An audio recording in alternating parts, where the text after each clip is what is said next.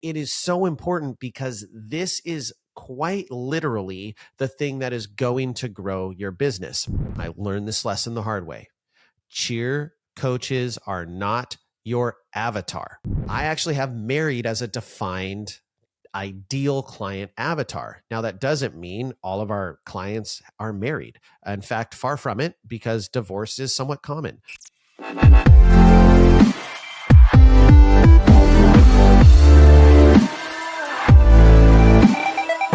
Hello, everyone, and welcome to another episode of the Cheer Biz podcast. I'm your host, Dan Cotton, and today we are going to be talking about why defining our avatar is so important. Now, this is something that I think is super fun, so I'm probably going to go on and on about the subject.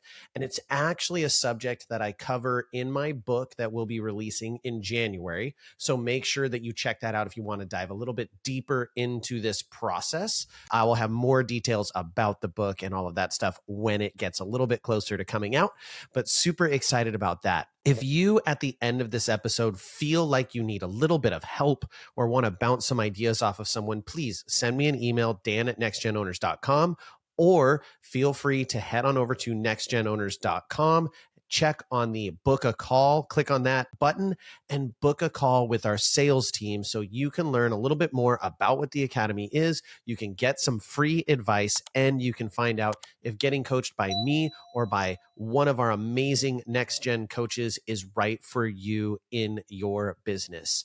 So let's talk about defining our avatar, why we want an avatar, and how to do it correctly. So first off, what is an avatar? So we're not talking about the movie that came out with the blue people and all that stuff, which probably is a silly dad joke. And some of you are listening like, what is he even talking about? But I'm not talking about the movie. I am talking about our client avatar.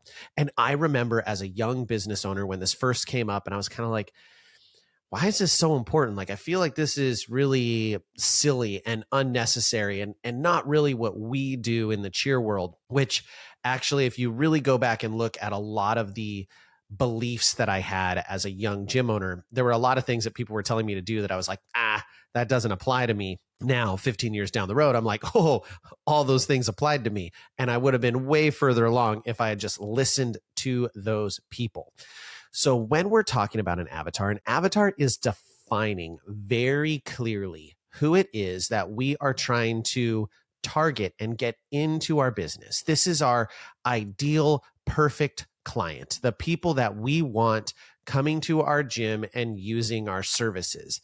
And this becomes a little bit more complicated because we oftentimes are thinking about the athlete and getting more athletes and thinking about what appeals to them, but forgetting about the fact that our avatar is really not fully the athlete. They kind of are. They're like a sub avatar, but the real avatar is the person who writes the checks, the person who has the credit card, and that's the parents. So that is who we really need to be thinking about when we're determining who our client avatars are. And it is so important because this is quite literally the thing that is going to grow your business. And so I'll tell you a quick little story. Way back in the day, I didn't have my avatar defined. I thought it was kind of unnecessary. And I put together some Facebook marketing. And I had already learned about making sure I at least set the correct geographical area. But I hadn't learned more about really drilling down into who I wanted to target. And so we ran an ad and I didn't really focus on who I wanted Facebook to see the ad. I just kind of had everyone within a certain radius. Now, where I live, I'm fortunate enough to be in a very populous area. There's well over 1 million people within a 25-mile radius of my gym, which is good and bad. And in this situation, it actually was bad because I had not defined my avatar and I didn't use my marketing to define my avatar. And what ended up happening is I paid a whole lot of money for 40 and 50-year-old adult males and, 18 to 23-year-old adult males and females who don't have kids and aren't going to be my clients. I paid a lot of money for those people to engage with my advertising and see my advertising. And I was wasting that money on those eyeballs because they really aren't the people that I'm trying to get in my gym. And it was because I had not set my avatar. that I was marketing to the wrong people. On top of, without setting your avatar, you can't craft your marketing and your offer to speak to those people. So I'm going to dive into the things that we want to talk about, my kind of key 3 things to be strategizing with as you look at your avatar and we define who our avatar is. But know that this is a very complex subject. So I'm really just focusing on kind of the surface level stuff. You can drill down and spend a lot more time defining your avatar outside of what we're going to talk about. So, number 1, this is, I think, the most important point as you embark on this journey to define who your avatar is. And you need to remember, I learned this lesson the hard way. Cheer coaches are not your avatar. That is not who your marketing and your social media and your brand building should be geared towards. Now, when I talk marketing, I'm just going to be using that as a broad brushstroke. Okay. So I'm talking about anything that promotes your business to the outside world. So this could be Facebook ads. This could be just standard Facebook posts. This could be Instagram, TikTok, email, outbound marketing, all of those different things. So I'm talking about paid and unpaid marketing in general. Okay. I just want to set that as where we're starting from. So you're not thinking, oh, well, I don't do marketing because I don't pay any money. Anything you're putting out there to promote your product is marketing. There's just paid advertising and unpaid advertising, as well as there is marketing in terms of building your brand and your business. So cheer coaches are not our avatar. And why I say this is because we know cheerleading. We love cheerleading. I've spent over a couple decades coaching cheerleading. So between gymnastics and cheer, I know what good technique looks like. I know what amazing skills are. I visually see those things and I'm like, that's awesome. And then I see skills that I'm like, ooh, that is not great yet. That still needs a lot of work. And just like as an artist, you would not want to post a picture of a work of art that is in progress and currently looks really ugly. When you post the final product, AKA your most elite athletes, you actually are not marketing to your target avatar. So I'm going to tell you a quick little story. And I may have told this story on the podcast before, but it's relevant again. So way back in the day when Next Gen first started, we were in Chicago at our very first Next Gen conference. This was the launch of Next Gen as a business coaching service within the cheer industry. And we were hosting a small conference. And before the conference, the group of us got together. All of the current Next Gen owners were there. And we got together and we did our own little meeting of the minds, our own little mastermind SWOT assessments. We ran through a whole bunch of different things. And one of the things that came up was we were really struggling to grow our class program. We were not having a lot of success getting new members in the gym to participate in our recreational classes. We had about 50 members, which is fine for some people, but in our area, it should have been higher than that. And we were varying from 50 to 30 in our down months. Like we were just really struggling to get more people in it. And it wasn't that the product was bad. We also were really struggling to get new athletes in the gym. That was really the biggest thing, is when we would get people would come to us because we had a worlds program. We were highly competitive. And so we would get a lot of kids who were like level 3 and above, and generally middle school-ish age and above. We weren't getting a lot of the 5-year-olds, 6-year-olds who just don't even have a forward roll, right? And those are, I'm going to spoil it, those are your best avatar. Anyone is your client at that point in time. Any child who wants to learn how to tumble, which is almost every child, is your avatar when you look at the sub-avatar from the parent. So those were the people that we knew we needed to be getting more of in the gym because there were way more of them. There's way less kids that have tucks and layouts and want to learn how to get a full. So we wanted to be targeting those people more directly.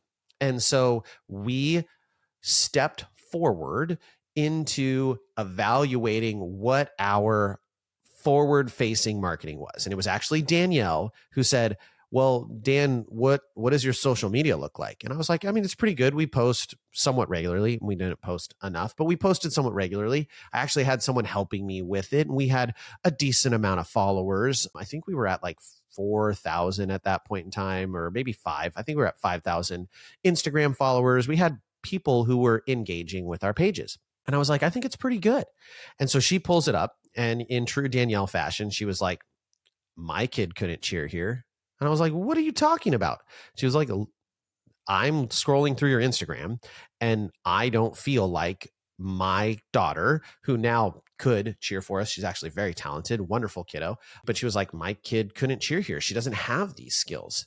And what she pointed out was our Instagram was all of our world's kids. Like that was primarily what we posted on our Instagram. It was girls in crop tops with six packs at ESPN at Worlds. It was boys doing double fulls. It was girls doing double fulls. It was Arabian through to doubles. It was all of these beautiful skills, all of these elite stunts, all of this very like hardcore, intense training stuff that we were promoting, but it was not really focused on getting new athletes in the gym. So if a parent who is interested in getting started checked out our Instagram or checked out what we did, all they would see is the best of the best, the elite of the elite, really, really hard skills. And as a parent who's getting started in something, they wouldn't think that they could participate, right? They wouldn't think that their kid was capable of doing those skills yet because they aren't. They don't have a forward roll. They don't have a cartwheel. So we developed a strategy and said, hey, like moving forward, this is what we need to do. And it ultimately came down to, again, cheer coaches aren't our avatar. And on top of that, the cheer industry as a whole is not truly your avatar. It's not the people who are world's athletes who've been in cheer for 15 years and they are like super knowledgeable. Those aren't really the people that I'm marketing to. Most of those people will find my stuff. And I'm not saying we don't ever post good quality skills, but you got to mix it in with the other stuff. So if you look at my Instagram now, it is a lot more, and my Facebook, it's a lot more like back walkovers, forward rolls, congratulations on getting your handstand, with still elite skills in there too. We still show off that we have talented athletes, so you can kind of see the progression.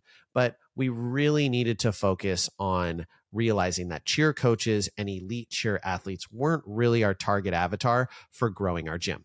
So now, as we look at avatars, we need to look at a couple things. So we're going to look at how we define them. What are the things that we want to figure out about this person? So first off, I mentioned that the athlete themselves is kind of a sub avatar. They're not someone that we are going to really spend a lot of time working on. Now, you can discuss them in this discussion, but I just don't think that there's a lot of value in spending a ton of time on finding the correct avatar athlete. You can, and if you're a coach, maybe that's what you want to do. Maybe you have a team social media and you're like, hey, our avatar for my level 4 medium team is girls who have level 4 tumbling and blah, blah, blah, blah, blah. And I want to define that and, that want to compete at the highest level, that want to be pushed and develop that avatar.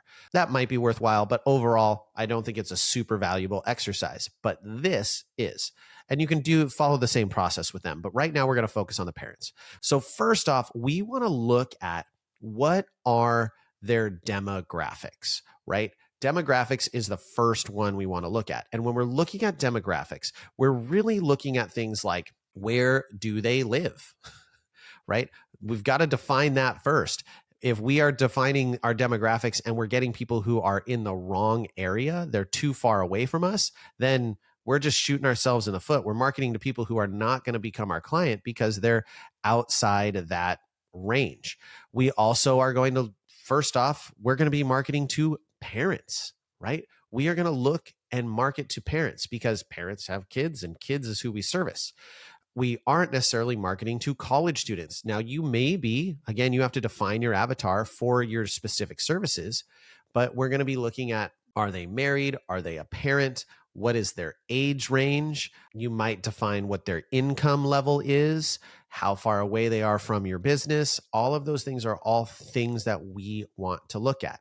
Now, I'm going to walk you through kind of some demographics. I'm going to walk you through an ideal client in my mind for some demographics and a little bit why. So first off, a parent, and I'm going to say typically female. Now, why would I say typically female? Because it is typically the females that are deciding on the kids' activities, especially in regards to cheerleading. It is a little bit more rare to find the males who are like, I want my daughter to be a cheerleader. It's more, I want my daughter to be happy. It's even more rare to find an adult male who's like, I want my son to learn how to cheer. And generally speaking, those people are going to be previous male cheerleaders, and you're not going to need to market to them very hard. They're just going to need to know about you. Ages. So I set my ages at like 26 to 45. I don't want any earlier than 26 because at 26, if someone were to, I'm trying to get kiddos in my gym, and I'm talking about cheer, kiddos in my gym that are like 5 and up. I'm not really marketing to that 1 to 3-year-old range very much. So I'm looking at that 5 and up. And so if they're having a kid around 19, 20, then they're likely going to be in that age range around 26. So I don't want to go any earlier than that. Can you have a kiddo at past 45? Yes, but those are where we see the most engagement. So that's really where I'm looking. Average to above average income. Now, you used to be able to target this a little bit more specifically when you did some marketing.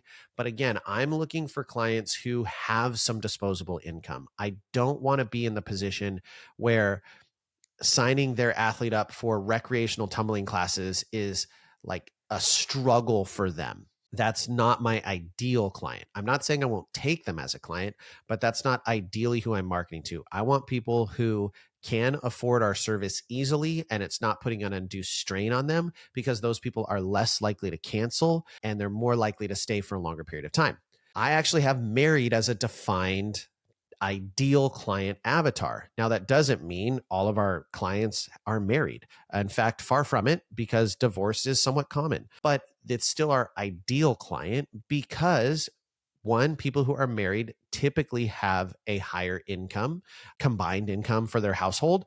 And people who are married generally are going to have a little bit more ability within their schedule to get kids to classes and participate in the things in the gym. Single parents are going to have a lot more challenges in terms of they're going to work and then they're picking a kiddo up from school. And if they have an only child, then maybe it's a little bit easier. But if they have 3 kids and they're in different grades, right, it becomes more and more and more complex. And then we go within 25 miles of our business. That's probably a little bit big for our area, but we like to market that because we do see people travel, especially when we start to get to teams, more than 25 miles to come to our gym. We actually have kids that travel over 100 miles to cheer in our program. The next thing we want to look at is, what are their psychographics? Now, this is what is their mindset? How do they think? What are the things that they value? So in this, I'm personally looking for people who value athletics. They value hard work. They're looking to provide a better life for their children. They have some sort of childhood experience in sports and ideally in cheerleading. Those are really great psychographics where they have that mindset for doing athletics. Those are the people that I want to market to because they're a lot less difficult to convince that it's worth spending money on, because they've participated in sports, they value fitness, they value athletics, and they want their kids to have the same kind of opportunities. They're interested in youth sports, and so we're going to look at their interests. Interested in youth sports, cheerleading or gymnastics, after-school activity, team sports, fitness. These are all things that they engage with regularly. So what are the things that are going to catch their eye, or things that they're interested in, things that they want to surround themselves with and make a part of their life? And then the last thing we want to look at is, what are their pain points? Now, there is a challenge here, and I see a lot of people get kind of stuck on figuring out the pain points in cheer, because who truly has a pain point of, I want my kid to win Summit? Is that really a pain point for people? And if so, I think it's a very niche community of people who are like, that is my pain point. My child has not won Summit yet, and that's what I want. Or my child hasn't won All-Star Worlds yet, and that's all I want. So we want to maybe leave that by the wayside and start to look at more legitimate pain points. So their pain points might be kids are constantly on electronics, or kids don't value athletics and fitness, or kids have a lack of work ethic. Their kids don't want to work hard and they want to teach them the value of that. Or their children are not socialized. They don't have friends. They don't meet people. They don't have that kind of social interaction. Or maybe they need their kids to have adult mentors who aren't them. Maybe they need more of a community. So these are all pain points that we might identify within this client avatar that we're going to start to really drill down into who these people are. And it's going to really help us market to them super effectively. As we move forward after setting these avatars, is we have to look at, okay, do I have multiple avatars? The answer for me is yes. I do have multiple avatars because my avatar for someone who is going to join a competitive travel all-star cheerleading team is different than my avatar for a parent who's going to start their athlete in recreational tumbling classes. My avatar who's going to start their athlete in recreational tumbling classes is different than my avatar for someone who's going to book a birthday party at the gym. So I have different avatars for each one of my services, and I want to make sure that I define all of them and I know what I'm doing when I'm marketing. So when I'm marketing for a birthday party, I'm marketing to any parent who wants to host a birthday party for their kids that is easy and essentially done for you, no stress, where the kids can have a great time and leave having had a blast. That's it. Like, now there's more detail to it, but like, that's all I'm looking for. They don't need to love cheerleading. They don't even need to care about sports. They just need to want to have a child who's having a birthday party, and they want them to have a great time and have it be easy for them. Overall, that's what I'm looking for. Pain point, too much work in a birthday party. Interests, kid having a great birthday party. Psychographics, they are focused on building memories for their children. And their demographics, parent with a child having a birthday party within 25 miles of my gym.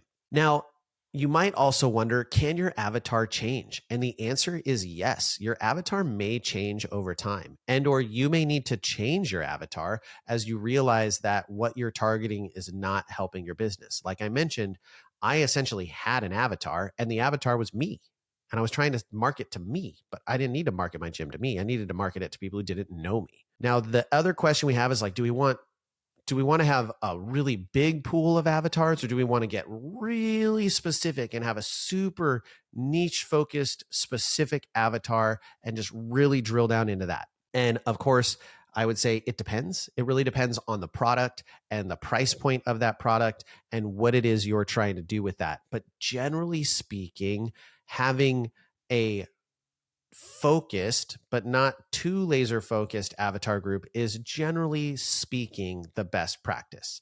Generally speaking, it again depends on your programming.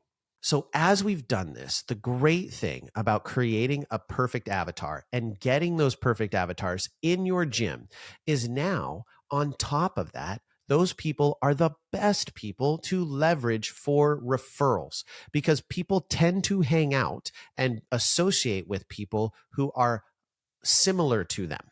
Not always, but we like to have people who think similarly to us, to have similar values to us. Oftentimes people are in similar socioeconomic circles.